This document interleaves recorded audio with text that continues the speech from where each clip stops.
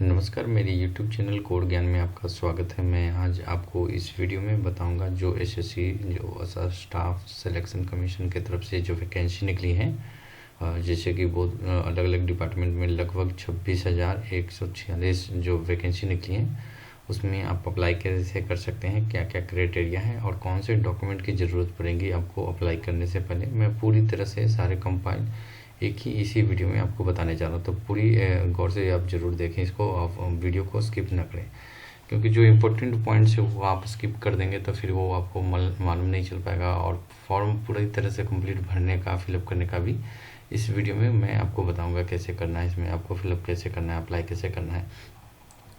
देख सकते हैं जो अभी आपके स्क्रीन पे निकला हुआ है, ये कांस्टेबल जो आपको लिखा हुआ है, देख सकते हैं जो गवर्नमेंट की तरफ से नोटिस निकला है कि constable GD in central arm force, जो कैब बोलते हैं, एसएसएफ है, and rifleman GD in Assam rifle examination. तो ये 2024 के लिए निकला हुआ है। अभी आप इसमें अप्लाई कैसे कर सकते हैं, क्या क्या डेट है, तो ये जो डेट है सबमिशन ऑनलाइन एप्लीकेशन ये 24 तारीख से चालू हो जाएगा। तो 24 नवंबर से लेकर के 31 दिसंबर 2023 तक आप इसमें अप्लाई कर सकते हैं। लास्ट डेट जो है, लास्ट डेट और टाइम ऑफ रिसिप्ट का अप्लीकेशन का है वो 31 दिसंबर तक का ही है, जो कि लगभग 11 बजे रात तक आप अप्लाई कर सकते हैं। इसमें last date of payment, time of making online जो पेमेंट है वो आप पेमेंट कब तक कर सकते हैं, 1 जनवरी 2024 तक कर सकते हैं, रात के 11 बजे तक। Date of window for application form correction, अब करेक्शन यदि कोई गलती हो गई है तो वो करेक्शन करने के लिए जो पेमेंट बेसिस के बाद ही होता है इसमें, तो वो है 4/1/2024 से लेकर के 6/1/2024 तक आप करेक्शन करा सकते हैं, यदि कोई आपने फॉर्म फिलअप करने के टाइम पे गलती या कोई भी गलत आपने फॉर्म फिलअप किया होगा। तो schedule of computer based examination, जो आपका जो कंप्यूटर बेस्ड एग्जामिनेशन होगा वो फरवरी और मार्च 2024 में होगा फ्रेंड। तो ये एकदम मतलब एक तो बहुत ही बेनिफिट है इसमें कि आपको टाइम भी बहुत मिल रहा है इसमें अप्लाई करने के लिए।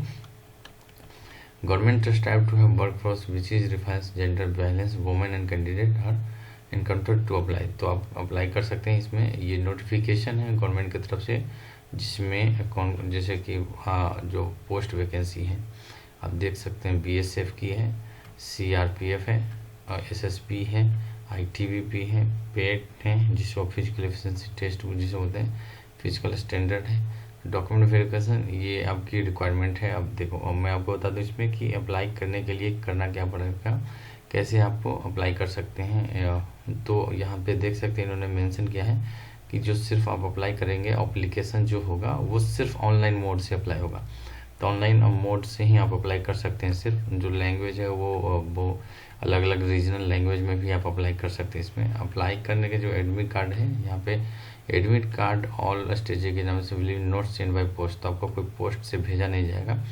आपको यहाँ पे जो crpf.gov.in है, candidate are advise to regularly visit, तो आपको एडवाइस किया जाता है कि आप ssc.nic.in पे रेगुलर आप विजिट करते रहें, वहीं से एडमिट कार्ड डाउनलोड करेंगे, वहीं पे मिलेगा। तो कोई एडमिट कार्ड आपको कुरियर करके या फिजिकल नहीं आएगा। इसमें बात करें फ्रेंड की पे स्केल, जो सैलरी कितनी मिलेगी इसमें, तो सैलरी की बात करें फ्रेंड तो मैं आपको बता दूं, सैलरी जो है पे स्केल जो बताया गया है 21,700 से लेकर के 69,100 रुपये तक का आपको इसमें मिल सकता है।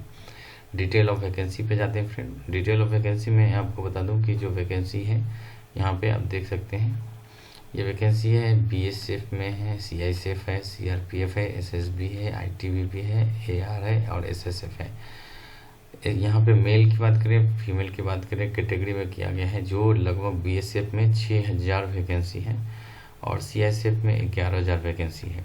सीआरपीएफ जो वैकेंसी है 3,000 से ज़्यादा है वैकेंसी इसमें।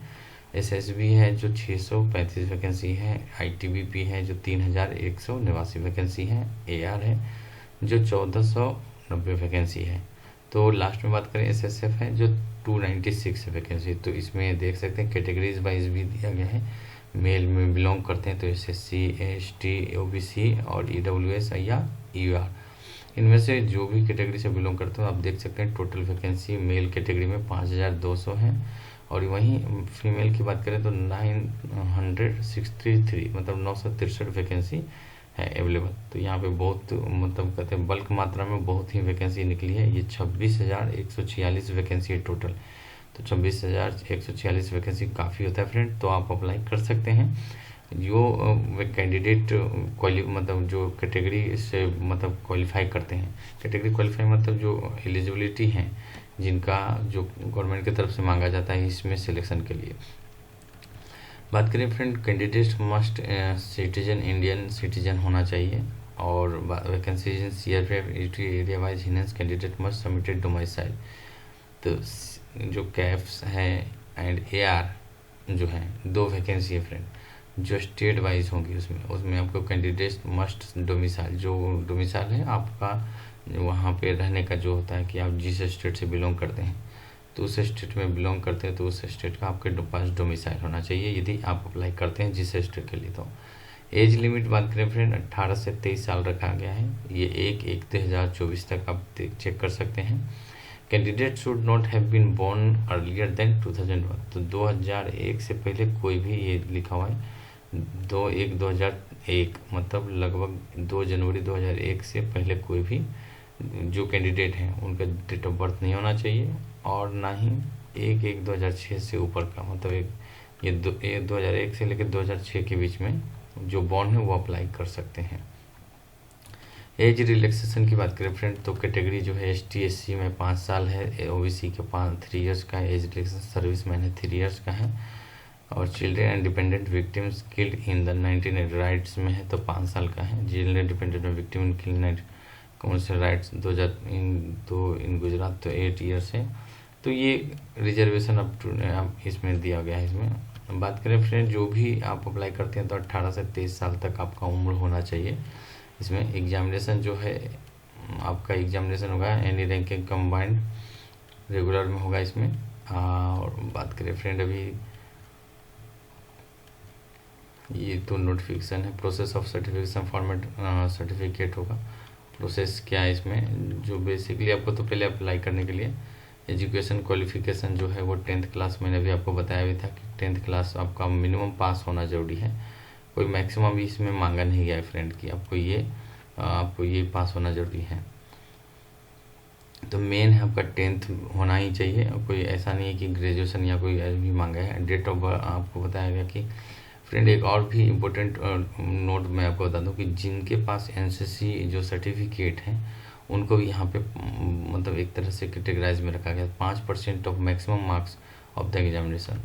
तो जिनके पास NCC का सर्टिफिकेट C है या B है या A है, इस तरह का सर्टिफिकेट है, तो उनके लिए भी मार्क्स बोनस दिया गया है इसमें कि उनको भी ग्रांट किया जाएगा, उनको भी उनके परसेंटेज या उनके सर्टिफिकेट को भी कंसीडर किया जाएगा। तो फ्रेंड, ये NCC के लिए भी बहुत ही एक बेहद महत्वपूर्ण इम्पोर्टेंट नोटिफिकेशन है कि उनके लिए भी बेनिफिट यहाँ पे मिल सकता है अप्लाई करने के लिए। फ्रेंड, NCC यहाँ पे https://ssc.nic.in पे ही जाकर के सिर्फ अप्लाई कर सकते हैं, जैसा कि गवर्नमेंट ने भी अप्लाई किया, बताया गया है कि सिर्फ और सिर्फ आप ऑनलाइन ही अप्लाई कर सकते हैं।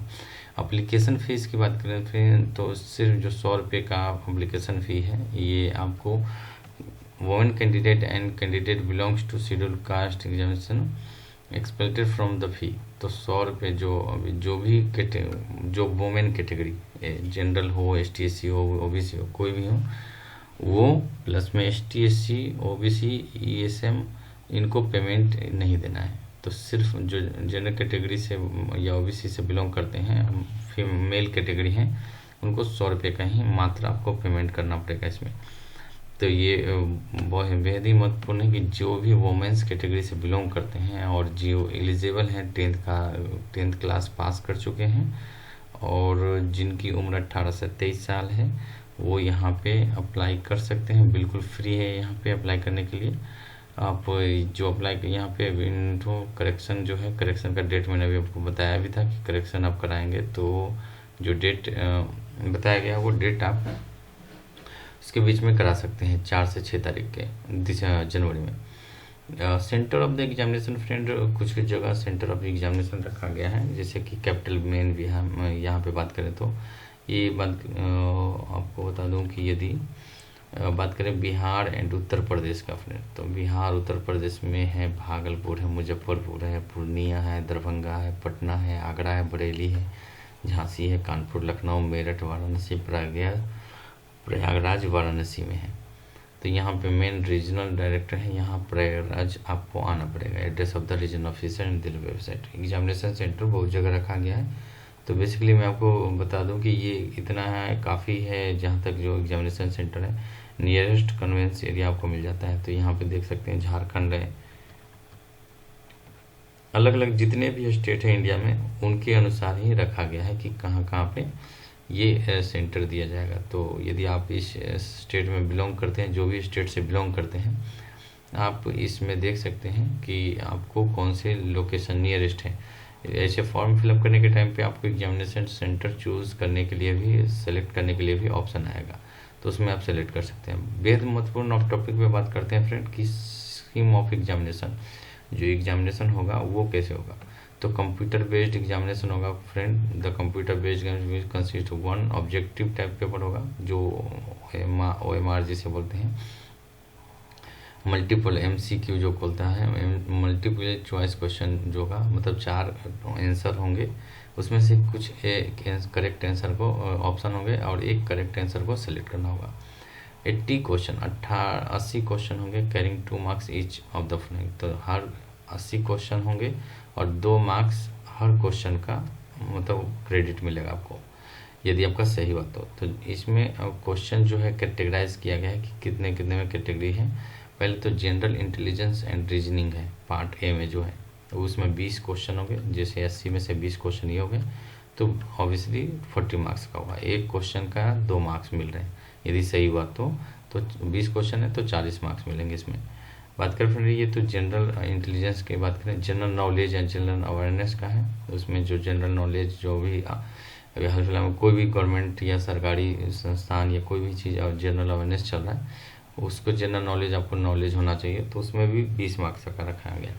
एलिमेंट्री मैथमेटिक्स का बात करें, नॉर्मल जो एप्टीट्यूड जिसे होते हैं उसमें एलिमेंट्री मैथमेटिक्स है, उसका 20 नंबर रखा गया। इंग्लिश हिंदी का जो है यहाँ पे 20 नंबर रखा गया। जो नॉर्मल पैसे ऐसे इस तरह का पैसेज आते हैं।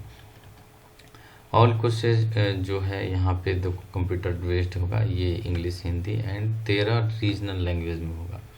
तो जो बेसिकली तमिल, तेलुगु, पंजाबी, उड़िया, कोंकणी, मलयालम, कन्नड़, तो इस लैंग्वेज में भी, असमी लैंग्वेज, बंगाली लैंग्वेज, गुजराती, इस लैंग्वेज में भी ये मतलब आपको क्वेश्चन मिलने वाला है। तो आपके अकॉर्डिंग आप जिस सब मतलब भाषा में देना चाहते हैं वो दे सकते हैं। तो ऐसा नहीं फ्रेंड, यदि जो क्वेश्चन हर क्वेश्चन पे आंसर आपको यदि देते हैं तो 2 नंबर मिल रहा है, वहीं आपका यहाँ पे मार्क्स भी डिडक्ट होने का चांसेस है। यदि आप निगेटिव गलत जवाब देते हैं तो हर एक जवाब पे मतलब आपको 0.25, तो 4 गलत जवाब देते हैं तो 1 नंबर आपका कट मतलब डिडक्ट हो जाता है। तो याद रहे, क्वेश्चन में यदि कंफर्म आप जानते हैं तभी आंसर दें, अदरवाइज निगेटिव मार्क पे ना करें थे। मालूम चला कि एक आपने 8 सही जवाब दिए हैं या लगभग 4 सही जवाब दे दिए हैं या 1 सही जवाब दे दिया तो 2 नंबर मिल गया, और वहीं आप यदि 8 गलत दे दिए तो पूरा बराबर हो जाता है 0।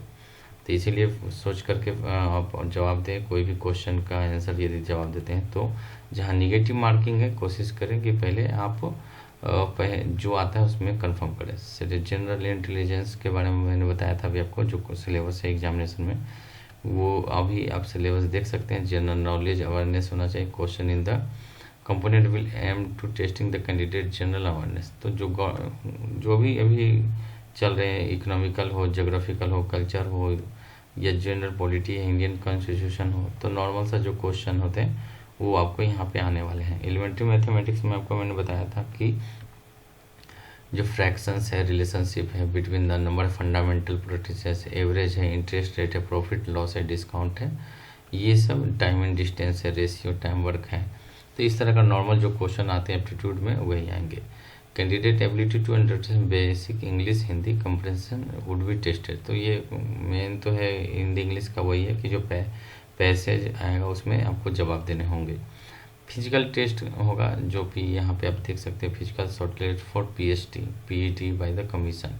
फिजिकल टेस्ट जो होगा यहाँ पे आपको एक बार ज़रूर देना पड़ेगा यदि आपकी एग्जामिनेशन जो फाइनल एग्जामिनेशन है वो क्लियर कर लेते हैं। तो फिजिकल टेस्ट में क्या मांगा जा रहा है फ्रेंड, आपको 5 किलोमीटर इन 4 मिनट्स, 24 मिनट में आपको 5 किलोमीटर दौड़ लगानी है मेल कैंडिडेट के लिए। वहीं 8 मिनट में लगभग आपको 8.5 मिनट मतलब 8 मिनट 30 सेकेंड में आपको फीमेल कैटेगरी को 1.5 किलोमीटर दौड़ लगानी है। For candidate other than those belongs to Ladakh region. और यदि रेस की बात करें फ्रेंड, यहाँ पे 1.6 किलोमीटर इन 7 मिनट्स और 800 metres in the 5 minutes for regional Ladakh region. तो ये इनको के फॉर कैंडिडेट अदर देन दो बिलोंग्स टू लद्दाख रीजन, उन जो लद्दाख रीजन में नहीं है उनके लिए। तो ये आपको जो फिजिकल टेस्ट होता है फ्रेंड, यहाँ पे आपको देना ज़रूरी होता है जब आप क्रॉस करेंगे, तो मतलब क्लियर करेंगे तो एग्जामिनेशन। यदि हाइट की बात करें फ्रेंड, जो हाइट है वो भी मांगा जा रहा है, इसमें 170 सेंटीमीटर होना चाहिए। वहीं फीमेल कैटेगरी के लिए 157 अलाउ है। तो टोटल यहाँ बात करें कि एज रिलैक्सेशन की बात करें, तो एज रिलैक्सेशन में भी यहाँ पे दिया गया है कि यहाँ पे यदि आप ST या SC से बिलोंग करते हैं तो यहाँ पे भी आप हाइट्स के मायने में इसमें चेक कर सकते हैं कि आपका इसमें कितना अलाउ करता है रिजर्वेशन। बात करें फ्रेंड, यदि चेस्ट की बात करें तो अनएक्सपेक्टेड है 80 सेंटीमीटर होना चाहिए, जो मेल कैटेगरी का है। मिनिमम एक्सपेक्टेशन 5 सेंटीमीटर है, जो बोलते हैं सांस लेने के बाद, सांस लेने से पहले की इस तरह की जो वहाँ पे मेजर होते हैं। यहाँ पे आपको बात करें वेट का है टोटल, तो ये वेट है वो अकॉर्डिंगली टू हाइट वो कंसीडर किया जाएगा, इसमें वेट कंसीडर नहीं होता है फ्रेंड। मेडिकल एग्जामिनेशन जो होगा आपका, पहले तो इसमें आपको detail medical examination for the pool of candidate who qualify the PT और ACT। फिजिकल जब टेस्ट क्लियर हो जाएंगे, मेन जो हाइट और ये आपका वेट है या दौड़ है वो रेस वो क्लियर हो जाएगा, तो आपका यहाँ पे सर्टिफिकेट आपको एज प्रूफ करना होगा मैट्रिकुलेशन सर्टिफिकेट के थ्रू। डोमिसाइल सर्टिफिकेट आपको यदि है तो वो आपको सबमिट करना। यदि NCC सर्टिफिकेट है तो आपको NCC सर्टिफिकेट भी जमा करना पड़ेगा मेडिकल एग्जामिनेशन के दौरान। Certificate of serving defence personnel, यदि आप सर्विस डिफेंस में बिलोंग करते हैं मतलब आपका है, तो the short listed candidate will medical examination by the medical board of constitution by caps to assess their physical medical fitness. वो तो आपको फिजिकल जो यहाँ पे और द एसेसली द फ्लोइंग, यहाँ पे आप जाकर चेक कर सकते हैं कि जो क्या क्या क्राइटेरिया है मेडिकल एग्जामिनेशन के लिए मांगा जाता है। अदरवाइज पहले जब आप क्लियर कर लेंगे तो सारी डिटेल आपको यहाँ से मालूम चल जाएगी जब आप क्लियर एग्जामिनेशन कर लेते हैं नॉर्मल। यहाँ पे in addition to admission it is mandatory to carry 2 passport size photograph, colour photograph होना चाहिए आपके पास। Original valid photo ID proof होना चाहिए जिसमें डेट ऑफ बर्थ मेंशन होना चाहिए, जैसे कि आपका आधार कार्ड में, वोटर ID कार्ड में DL में होता है, वो आपके पास होना चाहिए। या कोई गवर्नमेंट आप जॉब में है तो आपके पास वो एम्प्लॉयर ID कार्ड होना चाहिए। मोड ऑफ सिलेक्शन कैसे होता है फ्रेंड, तो सिलेक्शन तो मैंने आपको बताया था कि पहले तो आपको कंप्यूटर बेस्ड एग्जामिनेशन होगा, फिर फिजिकल टेस्ट होगा, फिजिकल एफिशिएंसी टेस्ट होगा, मेडिकल एग्जामिनेशन होगा एंड डॉक्यूमेंट वेरिफिकेशन होगा जो लास्ट में होता है। तो ये 4-5 प्रोसेस है। फर्स्ट तो एग्जामिनेशन होगा, उसके बाद आपका फिजिकल स्टैंडर्ड टेस्ट होता है, फिजिकल एफिशिएंसी टेस्ट होता है इसमें, और सेकेंड लास्ट मेडिकल एग्जामिनेशन, और लास्ट में डॉक्यूमेंट वेरिफिकेशन के बाद आपका सिलेक्शन हो जाता है। Candidates are scoring the following cut-off marks without adding the bonus marks to will be considered eligible shortlisted candidate। तो आपको यहाँ पे ऑन रिजर्व के लिए 30% आपको लाना यहाँ जरूरी है PET या PST में, जिसे बोलते हैं फिजिकल एफिशिएंसी टेस्ट या physical standard test. NCC certificate जिनके पास है 5%, 3%, 2% से रिलेटेड आपको यहाँ पे मतलब एक कंसेशन दिया जाता है कि आप इसमें आपको फिजिकल टेस्ट में NCC यदि सर्टिफिकेट जो सर्टिफिकेट आते हैं A-B-C से, वो आपको यहाँ पे मिल सकता है। यदि आपके पास है तो ज़रूर इसका बेनिफिट लें। NCC सर्टिफिकेट आपके पास कोई पुराना भी है या आपके पास कैरी रखे हुए, इसका बेनिफिट ये डिफेंस में बहुत होता है फ्रेंड। तो डिफेंस में आपसे कभी भी मांगा जा सकता है। यदि NCC आप कभी ज्वाइन किए हो या कभी भी ट्रेनिंग लिया NCC का, तो आपको यहाँ पे मिल सकता है। बात करें फ्रेंड की जो process for online filling application. Online apply करने से पहले आपको 2 बात याद रखनी होगी। ऑनलाइन टैब पहले रजिस्ट्रेशन करना होगा, दूसरी बात आपको रजिस्ट्रेशन के बाद ऑनलाइन एप्लीकेशन फिलअप करेंगे। तो ऑनलाइन पहले अप्लाई करने के पहले जो आपको बताया गया ncc.nic. पे जाना है। बात करें फ्रेंड कि पहले जब आप जाएंगे इसमें, तो आप ऑनलाइन के लिए अप्लाई करने से पहले आपको ncc.nic.in पे आप जब जाते हैं तो आपके पास पूरी डिटेल होती है। मतलब उसमें पहले रजिस्ट्रेशन करने के लिए आपको पूरी डिटेल फिलअप करनी होती है इसमें। जैसा कि पहले तो आपके पास मोबाइल नंबर होना चाहिए, ईमेल आईडी होना चाहिए, आधार नंबर होना ज़रूरी है, आपके पास आधार कार्ड होना चाहिए। If Aadhaar not available please given the, एक तो कोई आपको आइडेंटिटी प्रूफ होना ज़रूरी है इसमें। तो यहाँ पे पासपोर्ट डीएल जैसा कि मैंने आपको बताया था वो होना चाहिए। जैसे ही आप यहाँ पे देख सकते हैं कि जब इस साइट पे आप विजिट करते हैं ssc.nic.in पे, तो आपको click here to registration now, तो रजिस्ट्रेशन नाउ पे क्लिक करें इसमें। उसके बाद जब आपका हो जाता है तो आप उसके बाद यहाँ पे देख सकते हैं, जब मैंने ssc.nic.in पे आया है तो यहाँ पे देख सकते हैं, यहाँ पे लिखा हुआ है लॉगिन करने के लिए, बट यहाँ पे न्यू यूजर्स लिखा हुआ है। तो न्यू यूजर्स पे आप करेंगे या रजिस्टर नाउ पे क्लिक करेंगे तो आपके पास इस तरह का विंडो ओपन होकर के आ जाता है जिसमें आपको रजिस्ट्रेशन करने होंगे। तो यहाँ पे देख सकते हैं किस तरह का आएगा आपके पास बेसिक डिटेल। जो ऑनलाइन रजिस्ट्रेशन जब फर्स्ट टाइम करते हैं तो आपके पास डिटेल, जो बेसिक डिटेल आपको यहाँ मांगा जाता है। उसके बाद additional top and contact details fill up करना पड़ता है यहाँ पे। फिर उसके बाद लास्ट में जो होता है वो डिक्लेरेशन होता है। तो मैं पूरी तरह से फॉर्म फिलअप करके भी बताऊंगा कि कैसे आप अप्लाई कर सकते हैं, कैसे फिलअप कर सकते हैं, पूरी तरह से डिटेल इसमें आपको बताने जा रहा हूँ फ्रेंड। तो गौर से समझे कि जो आपके पास मेन डिटेल होना चाहिए वो आपके पास ज़रूर होना चाहिए। जिससे कि इस तरह से जैसे आप पेज ओपन होता है इसमें डू हैव आधार, तो यस या नो पे क्लिक कर सकते हैं। यदि नहीं है तो कोई दूसरा डॉक्यूमेंट आपको डालना पड़ेगा वेरीफाई करने के लिए। आधार नंबर है, वेरीफाई आधार नंबर आप फिर से अपडेट करें। टाइप ऑफ आईडी, तो कौन सा है आपके पास आईडी, यहाँ पे भी सिलेक्ट कर सकते हैं आधार के नाम से। यहाँ पे बात करें फ्रेंड कि जो आईडी नंबर है, आईडी नंबर आपको यहाँ पे फिलअप करना पड़ेगा, जो भी आईडी नंबर है आपका। उसके बाद जो नेम है आपके आधार कार्ड में वो आपको यहाँ पे फिलअप करना होगा। पूरी तरह से याद रहे फ्रेंड, जो भी फिलअप कर रहे हैं आप आधार कार्ड में देख करके, जो डॉक्यूमेंट आप फिलअप करते हैं उसमें ही फिलअप करें, देख करके ही फिलअप करें। वेरीफाई आधार नंबर, जो नाम आपने फिलअप किया था फिर वही आपको यहाँ फिलअप करना होगा। यहाँ आपको कोई श्रीमती, श्रीमान या इस तरह का मिस्टर, डॉक्टर या प्रोफेसर का कोई सरनेम नहीं डालना होगा फ्रेंड। पहले do you have ever change the name, यदि आपने आधार नंबर चेंज किया है, देख सकते हैं इस तरह का ओपन हो जाता है फिलअप कि आप यदि आधार करते हैं तो ये मैंने वेरीफाई आधार नंबर, फिर आधार नंबर आप यहाँ पे डालें। यदि यस करते हैं तो यहाँ पे देख सकते हैं आधार नंबर डालेंगे, फिर आधार नंबर फिर से वेरीफाई करें अपना। टाइप ऑफ आईडी यहाँ पे ज़रूरत नहीं है क्योंकि आपने आधार यस कर दिया है। यदि नो करते हैं तब आपको दूसरे आईडी के लिए सिलेक्शन मांगा जाता है।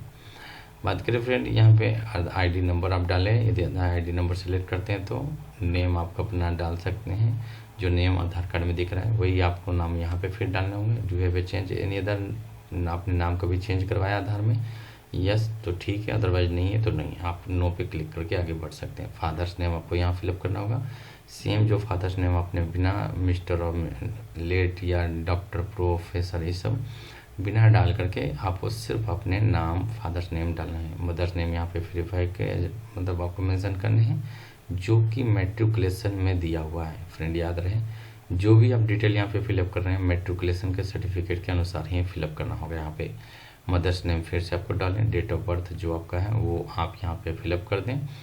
वेरीफाइड डेट ऑफ बर्थ मतलब जो डेट ऑफ बर्थ आपने फिलअप किया था यहाँ पे डाला था वही फिर से आपको डालना होगा। वेरीफाई मतलब इसलिए किया जाता है कि डबल चेक होने के लिए।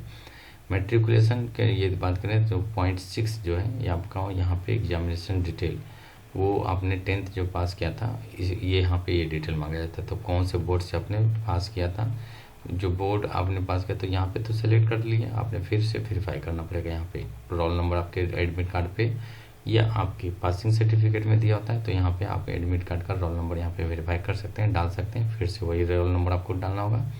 कौन से साल में आपने पास किया है 10th जो एग्जामिनेशन है वहाँ ये इस पर आपको सेलेक्ट करना होगा। वेयर ईयर ऑफ वेरीफाई, मतलब यहाँ पे डबल चेक जरूर मांगा जा रहा है हर पॉइंट पे कि डबल चेक आपको जरूर देना है। मतलब डबल चेक मतलब एक बार पहले आपने सेलेक्ट किया, फिर से आपको वही चीज़ यहाँ पे फिर से सेलेक्ट करना होगा। जेंडर आप यहाँ पे सेलेक्ट कर सकते हैं, वेरीफाई जेंडर, मतलब जैसे मेल सेलेक्ट करते हैं तो मेल पे क्लिक, फिर से आपको मेल पे ही क्लिक करना होगा। यहाँ पे लेवल ऑफ एग्जामिनेशन क्वालिफाई, मतलब आपने कहाँ तक हाईएस्ट क्वालिफिकेशन कर रखा है। मोबाइल नंबर वही दें जो आपका रेगुलर यूज में रहता है या जो आधार कार्ड से लिंक्ड है, या मोबाइल नंबर यहाँ पे वही दे सकते हैं। ज़रूरी नहीं कि आधार कार्ड से लिंक है, जो रेगुलर यूज हो रहा है वही यूज देते हैं। ईमेल आईडी भी वही जो आप रेगुलर यूज करते हैं, जो चालू है। आप एक बार मेल चेक कर लें, मेल करके किसी और से मेल चेक कर लें कि मेल चल रहा है या नहीं चल रहा, तो आप नया मेल भी जनरेट कर सकते हैं। तो यहाँ पे ईमेल आईडी डालें, फिर वेरीफाई ईमेल आईडी पे सेलेक्ट करें। स्टेट यूनिटरी परमानेंट एड्रेस, तो आपका जो आधार कार्ड में परमानेंट एड्रेस दिया होता है वही आधार कार्ड में जो परमानेंट एड्रेस आपका है, जिस स्टेट से आप बिलोंग करते हैं वो स्टेट यहाँ पे सेलेक्ट करें और सेव पे क्लिक कर दें। तो जैसे ही सेव पे आप क्लिक कर देते हैं फ्रेंड, तो ये आपके पास जो मैंने बताया था अभी, जो पीपीटी के अनुसार मैंने आपको बताया, यहाँ पे सारी डिटेल आपने सेलेक्ट कर दी, वेरीफाई कर दी कि कौन से मेल फीमेल या आपका मोबाइल नंबर जो आपने सेलेक्ट किया, ईमेल आईडी। तो ये बटन जैसे ही सेव आप कर देते हैं तो आपके पास जो मेन डॉक्यूमेंट जो है डिटेल वो ओपन हो जाएगा, डॉक्यूमेंट पेज। तो डॉक्यूमेंट जो एडिशनल कॉन्टैक्ट पेज है, इसमें आप कैटेगरी पूछा जाता है, जहाँ तक 10th नंबर तक हमने फिलअप कर दिया है। ये 10th देख सकते हैं, 10th नंबर तक जो है ये 10th बी तक है, तो 10th तक हमने फिलअप कर दिया। अब 11th में ऑप्शन ये आता है कि आप कौन से कैटेगरी से बिलोंग करते हैं, कैटेगरी वेरीफाई करें। नेशनलिटी तो ऑब्वियसली सिटीजन ऑफ इंडिया ही होना चाहिए। आइडेंटिफिकेशन मार्क्स, मतलब आपके पास बॉडी में कोई भी कट मार्क या जो आपका कट मार्क है या कोई मार्क जो होता है जो आइडेंटिफाइड कर सकता है बॉडी को, तो मोल ऑन राइट चेक, तो आपको जो तिल जो बोलते हैं ब्लैक कलर का होता है, वो मतलब एक एग्जाम्पल के तौर पे दिया हुआ है। तो कोई का कट मार्क है in left leg, cut mark in right leg, cut mark in left hand, इस तरह का कट मार्क या कोई निशान हो बॉडी में, तो वो आपको यहाँ पे आइडेंटिफाई करना पड़ेगा, मेंशन करना पड़ेगा। और ये पर्सनल डिसेबिलिटी, तो यदि आप डिसेबिलिटी कैटेगरी से बिलोंग करते हैं तो यस, अदरवाइज नो पे क्लिक कर सकते हैं। यहाँ पे जैसे नो पे क्लिक करते हैं तो ये हाईलाइटेड नहीं होता है, यस पे क्लिक करेंगे तभी हाईलाइटेड होगा कि कौन से कैटेगरी से बिलोंग करते हैं, VH है, एच है, OH है, अदर है। उसके बाद यदि नो पे क्लिक करके आगे बढ़ते हैं तो यहाँ पे यदि यस करते हैं तो आपको सर्टिफिकेट नंबर डालना होगा। परमानेंट एड्रेस पूरी तरह से आपको फिलअप करना है फ्रेंड, जो मैंने आपको बताया, परमानेंट एड्रेस पिन कोड के साथ आपको फिलअप करना होगा। बार बार एक ही चीज़ मांगा इसीलिए जाता है कि वेरीफाई करने के लिए। इज प्रेजेंट एड्रेस और परमानेंट एड्रेस सेम है, तो यहाँ पे यस पे क्लिक करें तो ऑटोमेटिक जो आपने ऊपर फिलअप किया था ये यहाँ पे फिलअप हो जाता है। यदि आपका लगता है कि ये अपने परमानेंट एड्रेस कोरस्पोंडेंस एड्रेस जो प्रेजेंट एड्रेस आप कहीं और रह रहे हैं, परमानेंट एड्रेस कहीं और है, नहीं है, सेम अलग नहीं अलग है, तो आप यहाँ पे नो पे क्लिक करके ये एड्रेस को पूरी तरह से फिलअप करना होगा जहाँ पे अभी करेंट रह रहे हैं। उसके बाद यहाँ पे सेव पे क्लिक करना पड़ेगा। सेव जैसे ही क्लिक करते हैं तो ये पूरी एडिशनल जो डॉक्यूमेंट है, मेन आपकी डिटेल मांगी गई थी, एक तरह से क्लियरिफिकेशन जो डिक्लेरेशन फॉर्म होता है, कुछ ज़्यादा भरने के लिए आया नहीं है फ्रेंड इसमें। तो यहाँ पे आई एग्री पे क्लिक करें और आपको फाइनल सबमिट क्लिक कर दें। तो जैसे ही फाइनल सबमिट क्लिक कर देते हैं आपके पास मैसेज, मेल दोनों पे आपके पास क्लियरफाई आ जाता है कि आपका ये फॉर्म फिलअप हो चुका है आपका। तो यहाँ पे देख सकते हैं click here to apply constable आपने। अब आपको करना क्या है, जो फिलअप हो चुका है आपका, filling online application keep the flowing data, part जो second online application form part 2 जो बताया गया, recent month old date of publication notice examination, जो JPG फॉर्मेट में आपका इमेज होना चाहिए, डायमेंशन फोटोग्राफ होना चाहिए। अब आपको पार्ट 1 हो चुका है, तो पार्ट 2 फिलअप करने के लिए आपको यहाँ पे जो डिटेल मांगा जाता है वो आपके पास होना चाहिए। तो यहाँ पे आप देख सकते हैं लॉगिन टू, जो रजिस्ट्रेशन नंबर जो आपको मिल जाता है और उसके बाद पासवर्ड भी आपको मिल जाता है इसमें, जो मेल और आपके मोबाइल नंबर पे आ जाता है फ्रेंड। अब आपके पास मोबाइल नंबर आ चुका है तो आप यहाँ पे जब साइट पे जाएंगे तो यहाँ पे क्लिक अप्लाई इन कांस्टेबल, ये जो ऑप्शन बना होता है इस पर सेलेक्ट कर दें। तो जैसे ही क्लिक करते हैं आपके पास ओपन होकर के आ जाता है साइट, जहाँ पे आपको सेकेंड जो है वो फिलअप करने का पेंडिंग दिया गया है इसमें। तो आपको यहाँ पे सेलेक्ट करना पड़ता है question number, serial number, if select you have seeking age relaxation, age relaxation से हैं या डोमिसाइल आपका है या NCC सर्टिफिकेट है, इस तरह का क्वेश्चन आपके पास आता है। तो यदि यस है तो यस, अदरवाइज नो पे क्लिक करके नेक्स्ट फिलअप करते जाएं, आगे बढ़ते जाएं। इसमें जैसे जाएंगे आपके पास फोटोग्राफ अपलोड करने के लिए ऑप्शन आता है। फोटोग्राफ आप यहाँ पे देख सकते हैं। यदि किसी ने सेलेक्ट किया CIF, ये ऑप्शन आ जाता है। Please be carefully while filling the application form. तो ये बहुत ही ज़रूरी है। कैंडिडेट नेम आपको न्यू चेंजेस नेम नहीं, फादर्स नेम, मदर्स नेम जो आपने फिलअप किया था वो, डेट ऑफ बर्थ, एज आपका यहाँ पे दिख जाता है, मेल, कौन से कैटेगरी से बिलोंग करते हैं वो आपका यहाँ पे, बोर्ड आपने जो फिलअप किया था वो फॉर्म आप देख सकते हैं। एज रिलैक्सेशन आपका है तो यस पे क्लिक कर सकते हैं। अदर जनरल कैटेगरी से बिलोंग करते हैं तो नहीं करना पड़ेगा आपको। इसमें बात करें पूरी सारी डिटेल आप जैसे फिलअप कर देते हैं फ्रेंड यहाँ पे, तो आपके पास फाइनल सबमिशन आता है फोटोग्राफ का अपडेट करने का। तो फोटोग्राफ अपडेट कर दें, इसमें अपलोड करते ही आपका ये फ़ोटो अपलोड हो जाएगा। कैप्चा पे यहाँ पे जो दिया होता है वो आप सबमिट करें और उसके बाद प्रीव्यू पे क्लिक कर दें। प्रीव्यू पे क्लिक करके आप सबमिट कर देंगे तो ये फ़ोटोग्राफ देख सकते हैं। ये फ़ोटोग्राफ आप इस तरह का बड़ी जो दिया होता है वो फिलिप कर दें, उसके बाद सबमिट कर दें फ्रेंड। तो आपका ये फॉर्म सबमिट हो जाता है पूरी तरह से। उसके बाद आपके पास जो नोटिफिकेशन है, डेट जो एडमिट कार्ड है वो आप एडमिट कार्ड है वहीं ssc.nic.in पे जा कर के ही आप मतलब आप डाउनलोड कर सकते हैं फ्रेंड, वहाँ पे रजिस्ट्रेशन नंबर के थ्रू। तो फ्रेंड ये वीडियो मैंने इसलिए बनाया था कि रिसेंटली बहुत सारे वैकेंसी हैं, लगभग 26,146।